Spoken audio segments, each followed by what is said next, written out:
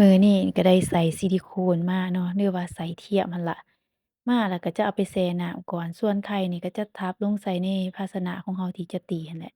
ใส่ผงปรุงรสลงไปก็ตามด้วยซีอิ๊วขาวตีส่วนผสมให้เข้ากันถ้าว่ามีพริกไทยจะใส่พริกไทยก็ได้แต่ว่ามื้อนี้บ่มีพริกไทยก็จะใส่บักเผ็ดเจียวใส่แทนเอาเนาะเรามักแบบใดก็ใส่ลงไปได้ ส่วนไส้นี่ถ้าว่าเราบ่มีไส้เทียมแบบนี้เรามีไส้มะเกลือหรือไส้หมูสดเราก็สามารถมาเฮ็ดได้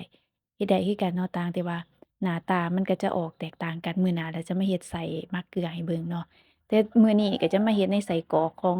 ไส้เทียมเนาะไส้เทียมแม่นไส้ที่เราไปแช่ไปล้างน้ำแล้วก่อนจะมาหายไข่ก็จะมัดส้นมันก่อนเนาะหลังจากหายแล้วเบิดแล้วเราก็จะมาหัดขอน้อยขอใหญ่แล้วตามที่เรามักแต่จะบ่หัดให้มันแน่นเกินไปเนาะเพราะว่าเวลาเราไปนึ่งมันก็ จะมีความตึงขึ้นอีกอะเนาะถ้าเราหัดแน่นเกินไปมันก็จะเฮ็ดให้ไข่เราแตก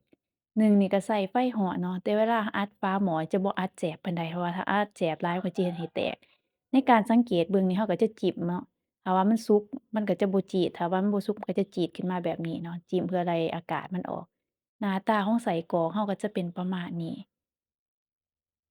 รสชาติก็แล้วแต่ผู้มักเด้อมักแบบใดก็ปรุงเอา